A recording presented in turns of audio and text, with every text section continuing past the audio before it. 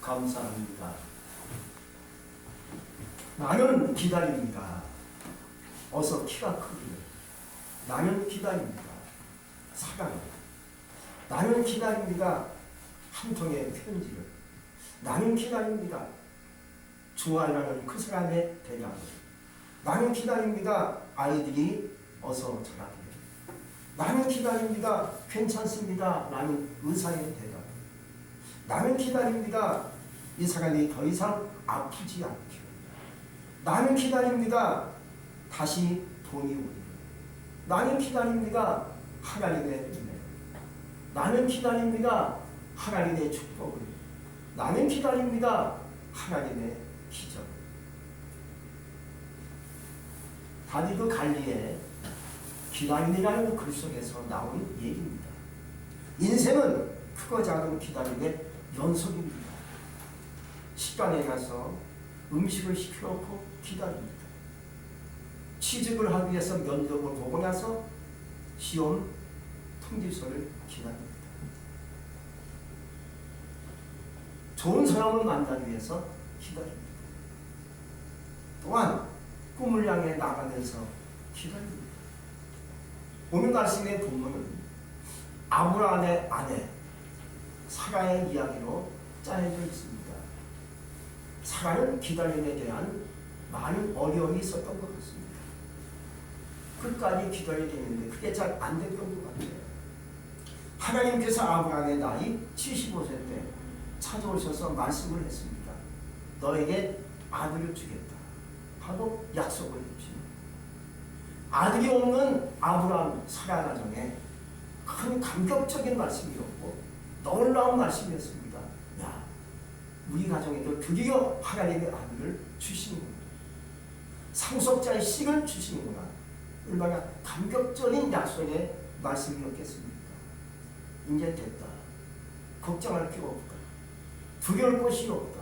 염려할 것이 없다. 하나님이 주신댔으니까 됐다. 하고 행복에 젖었는데 근데 10년이 가도 소식이 없어요. 20년이 흘렀는데 소식이 없어요. 그러니까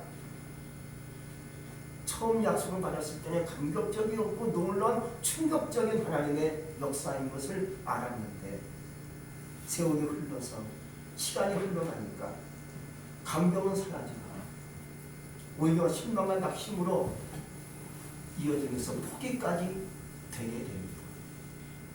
저녁이 되는 아침이 찾아오게 되듯이 이것이 창조적인 질서여 이치이지만 그러나 아침이 오기까지의 상황은 어둡고 답답합니다. 그런 상황이 오늘 사랑의 마음이 아닌가 싶어집니다.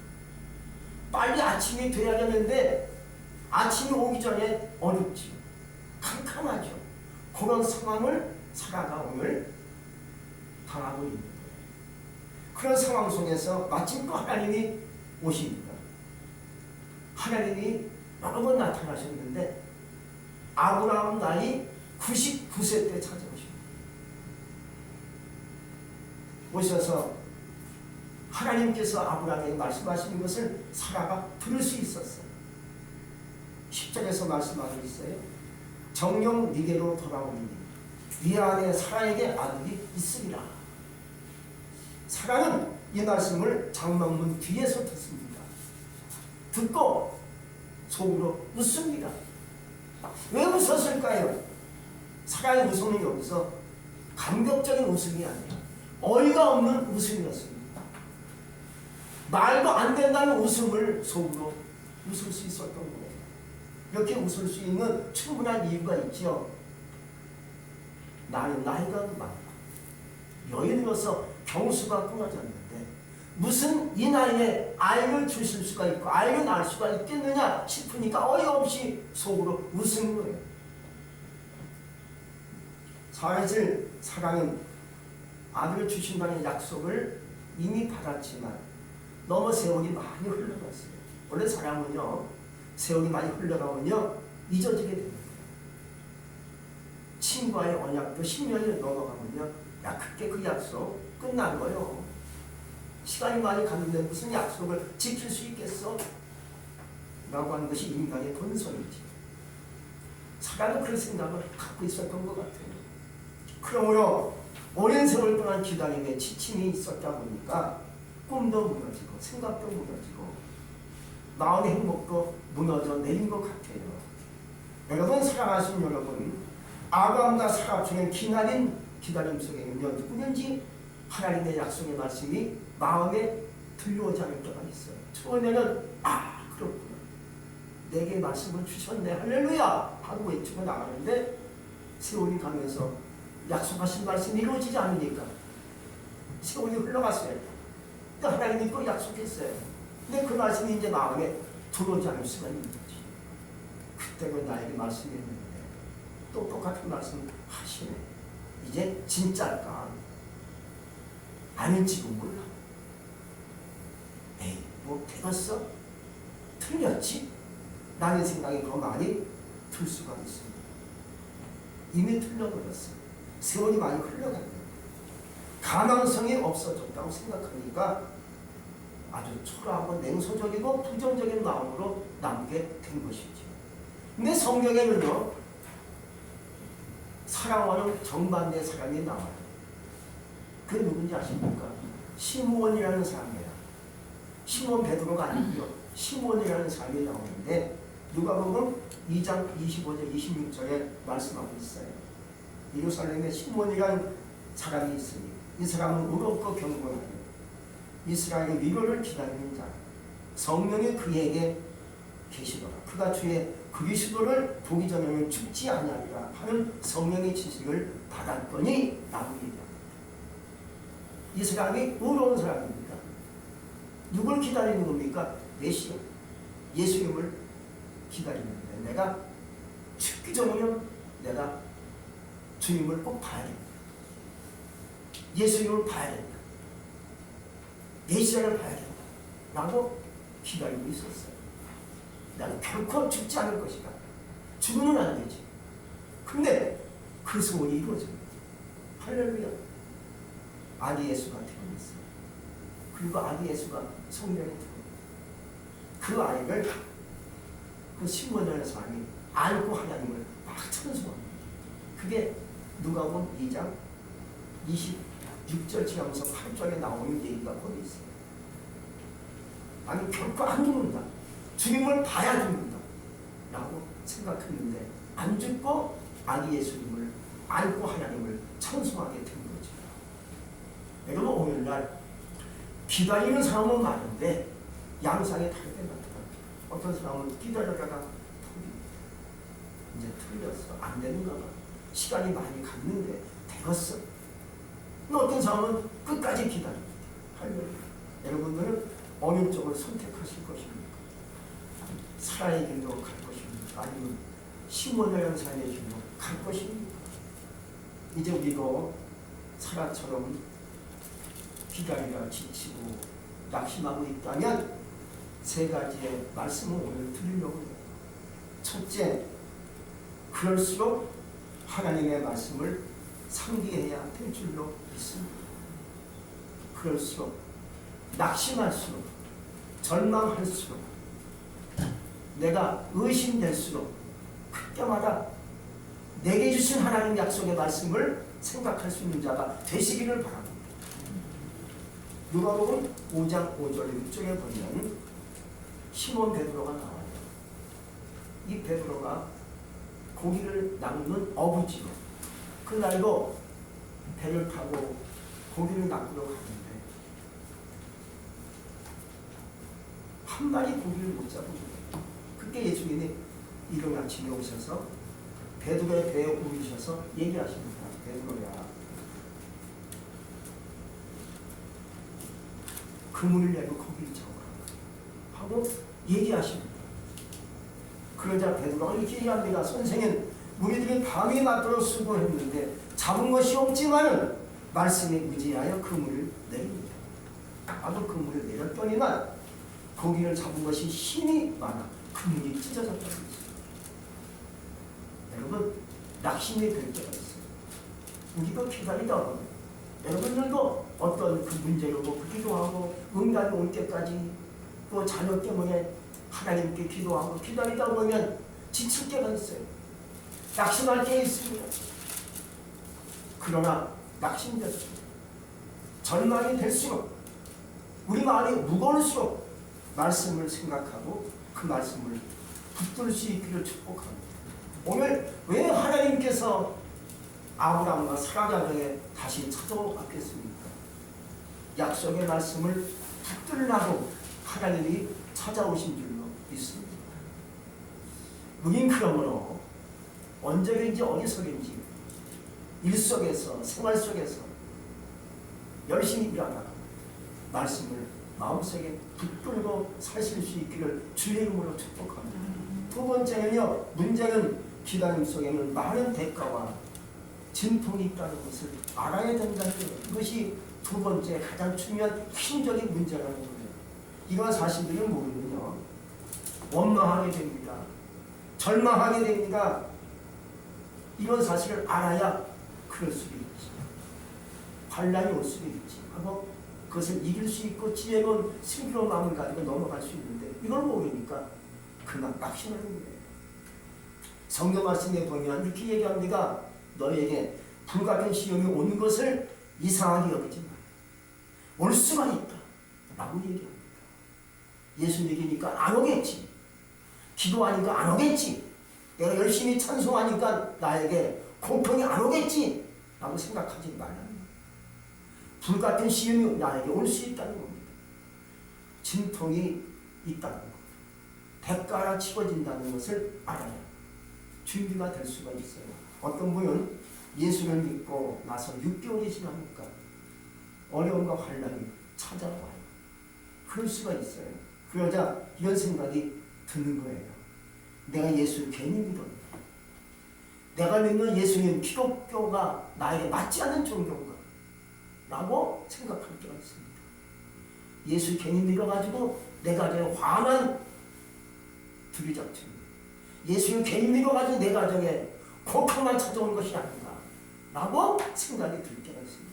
그럴 수가 있어요. 그러나 예수를 믿는 자가 겪는 대가와 진통이라는 거예요. 여인이 아이를 낳을 때는 진통하며 애를 낳지 않습니다. 진통이 없으면 애를 못 낳지요. 바라면 예쁜하게 얻을 수 없는 거 아닙니까? 진통을 겪은 후에 내가 바라는 아들, 딸 얻을 수가 있는 거예요. 이처럼 축복이 오기 전까지는요, 진통이 있어요. 기다림 속에 대가가 치워져요. 그걸 넘어가야 하나님께서 내게 축복의 역사가 임할 수 있다는 거 여러분들이 믿으시기 바랍니다. 오늘 사람은 그걸 잘 몰랐어요. 그래서 다 포기하고 있었던 거예요. 안 되는 거예요. 벌써 24년이 지나갔는데 소용이 없는 겁니다. 나이가 늙었고 여인의 경수가 끊어졌는데 무슨 아이가 생산될 수 있겠느냐 라고 어이없게 웃었던 거지요. 그러나 우리는 끝까지 기다리는 자가 되시기를 축복합니다. 또 세 번째는요, 나의 상황을 보려고 하지 마시고요, 하나님을 볼 수 있기를 축복합니다. 사랑은 하나님을 봐야 하는데 내게 주어진 상황과 자신의 입장을 생각하고 보니까 꿈도 사라지고 마음의 감격적인 마음도 사라지고 그냥 어이없게 웃을 수밖에 없었고 그렇게 나온 거죠. 10절은 약속이에요. 11절은 아브라함과 사라가 처한 상황을 말씀해 주고 있는 것이고요. 14절은 여호와께 능하지 못한 일이 있겠느냐 라고 하나님의 능력을 강조한 말씀으로 이어지게 되어 있습니다. 그러나 우리의 문제는 11절의 말씀과 같이 인간의 한계에 묶여있다는 것, 갇혀있다는 것이 우리의 가장 큰 문제라는 거예요. 여러분, 인간의 한계에 갇혀있지 않길 바랍니다. 묶여있지 않길 바랍니다. 14절의 말씀을 가슴에 이렇게 품을 수 있기 바랍니다. 그래, 상황은 악조건이고 상황은 안 좋고 힘들고 어렵고 불가능한 것 같지만 그래, 하나님이 하시면 되지 하고 14절의 말씀을 마음속에 품고 그 말씀을 붙잡으라 하는 말이에요. 옛날 아주 오래전 얘기인데 한 어린아이가 있었어요. 소년이지. 선교사로부터 복음을 받고 진리의 말씀이 그 속에 확 들어갑니다. 근데 그 소년은 광산김씨 종갓집 장손이었습니다. 제사를 책임져야 할 장손이 예수를 믿었다는 사실을 온 집안 전체를 흔들어 놓았어요. 유교를 종교처럼 여기며 제사를 지내는 것을 가문의 명줄로 삼았던 어른들의 난리가 났죠. 이러면 안 돼요. 아니 너희 무슨 예수를 믿으려고 말씀을 마음속에 심을 수 있겠느냐. 우리는 제사드리고 이거는 장손인데 난리가 났어요. 어느 날 소년을 붙잡아 옷을 벗겼습니다. 그리고 벌겋게 달아오는 인주 옆에 놓고 말합니다. 네가 예수를 믿지 않겠다고 하면 놓아주겠지만 예수를 끝까지 믿는다면 인주로 너를 찢으겠다 라고 얘기합니다. 결국 이 소년의 팔뚝에는 인주가 찢어진 흔적이 남습니다. 어른들이 이 아이의 팔뚝에다가 인주를 지십니다. 이 소년을 쫓아냅니다. 집에서 쫓아내요. 그래서 이 소년은요 선교사의 집에서 성장하게 됩니다. 나중에 전도사가 되어가지고 교회를 개척하는데 집안 어른들이 찾아와서 교회를 개척하는 곳마다 찾아와서 재간사를 때려보시고 난리치는 거예요. 얘가 미쳤다는 거예요. 무슨 교회가 어느 교회를 개척하냐 이거예요. 집안을 숫개만 만들어 놓고 재간사를 때려보시고 막 그러는 거예요. 그러나 소년은 끝까지 믿음을 지키러 나가는 거지. 근데 놀라운 것은 교회에 찾아와서 아들이 핍박하고 황푸려 부렸던 그 아버지가 아들 교회에서 세례를 받고 있다는 거. 놀라운 역사죠. 끝까지 말씀을 붙잡으니까 변화가 생깁니다. 말씀을 끝까지 가슴속에 묶어가니까 가정에 변화가 생기고 삶의 변화가 오게 되는 것이죠. 여러분 여호와께 능하지 못한 일이 있겠느냐. 오늘 이 말씀을 여러분들이 마음속에 붙잡고 심기를 바랍니다. 또 누가복음 1장 37절에서 말씀하기를 대저 하나님의 모든 말씀은 능치 못하심이 없느니라 하고 말씀해 주고 있지. 내가 나를 보면 언제나 상황에 끌려가. 나 같은 존재, 내 삶의 존재 아무것도 아닙니다. 내 삶은 악내같이 금방 꺼져요. 타격같이 세자는 것이 인생이에요. 나를 보면요 아무것도 없어요. 건질 게 없어요. 기다릴 것도 없고요. 소망이 없습니다. 내 인생. 원래 그런 거예요. 그러니까 나를 보니까 늘 절망, 낙심하고, 실망하고, 어렵고, 시원해를 그런 거예요. 그러나 하나님을 볼 수 있기 바랍니다. 하나님을 보고 하나님을 의지하면 절망에서 희망으로 바뀌게 되어 있습니다. 그러므로 내가 나를 보면 항상 상황에 끌려갑니다. 기다리다가 낙심하고 지치고 절망합니다. 그러나 말씀을 가슴에 품고 나가면 가슴에 품어진 그 말씀이 내 인생을 끌어가게 되어 있어요. 주의 말씀은 내 발의 등이요 내 길의 빛입니다.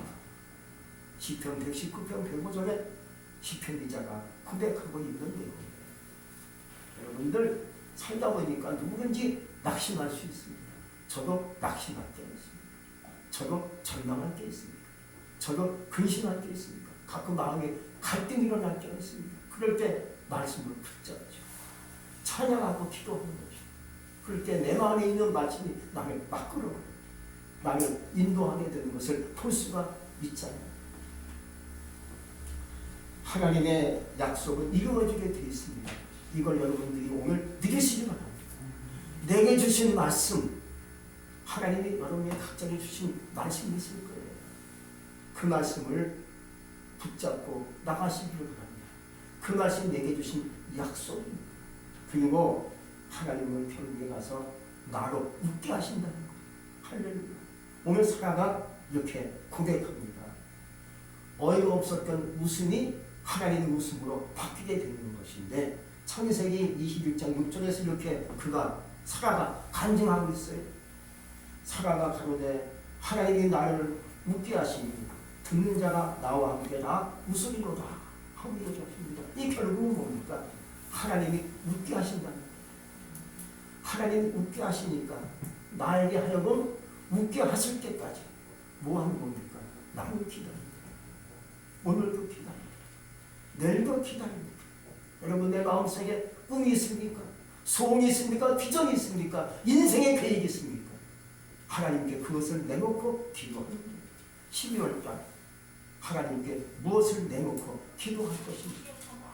그래서 하나님께 내놓고 기도하시는 가운데 그 기도하는 것이 내게 이루어질 때까지 하나님 말씀을 붙잡고 기다리시기를 바랍니다. 그러므로 여러분들에게도 웃는 하나님 역사가 임할 수 있기를 주의 이름으로 축복합니다. 기도하겠습니다. 전능하신 하나님 감사합니다. 내 마른 땅에 단비가 내리시 내 마음속에 부족하고 갈등이 생기고 염려가 있고 근심이 많은 내 마음속에 주님이 말씀으로 오셔서 우리 마음을 다시 이끌어 가시옵소서. 내가 나를 보면 희망이 오고 절망할 수밖에 없는 우리의 마음이지만 내가 주님을 생각하고 말씀을 생각하고 나갈 때 그 말씀이 나를 이끌어 가시고 내 가정을 인도하실 줄로 믿습니다. 하나님 나로 하여금 웃게 하여 주시옵소서. 웃음을 주시옵소서. 축복의 웃음, 기적의 웃음을 우리에게 허락하여 주옵소서. 오늘도 기다립니다. 내일도 기다릴 것입니다. 절망하지 않을 것입니다. 낙심하지 않을 것입니다. 우리의 삶을 인도하여 주옵소서. 예수님 이름으로 감사하며 기도했습니다. 아멘.